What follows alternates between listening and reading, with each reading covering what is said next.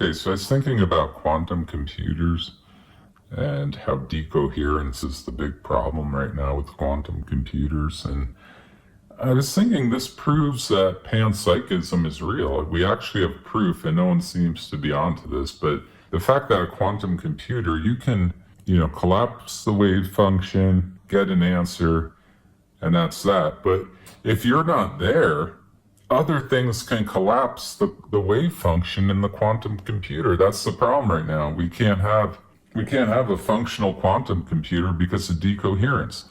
So this decoherence is collapsing by anything that triggers the qubit. It could be something in the air. It could be a light in the room. But the fact that these things collapse the wave function is proof that they have been observed by something that has the ability to collapse the wave function. So I think that proves panpsychism is real.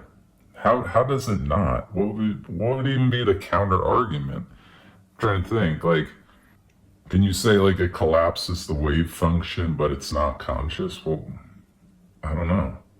Do non-conscious things collapse the wave function? I don't know. I don't know if they do. Do they? Do you know if they do? I don't know.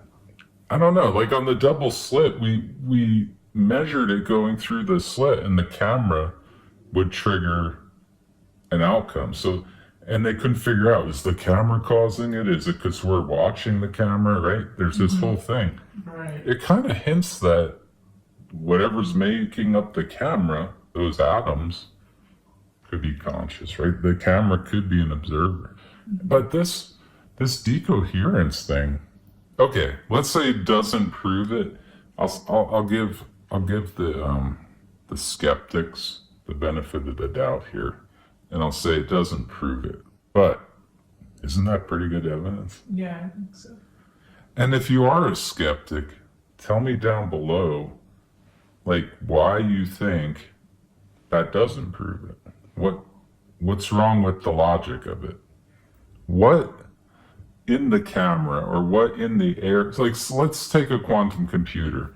Let's pretend it's cooled to 0 Kelvin. There's nothing in the room, and we take a qubit, and it spits out an answer, and we're not there to observe it, but it spits out the answer. So something triggered the observation. What are you saying happened there? What do you think is the interaction there? I think observers bring reality into existence through a rendering process. So I would say there's something in the air or the room or whatever, and there's panpsychism, I would say. I don't care if that sounds woo-woo. That's what I think. And I'd say that triggered the collapse of the wave function, and therefore the quantum computer spit out an answer. If you don't think that's happening, what do you think is happening in that case? So explain that down below, and I'll read that and I'll think about it.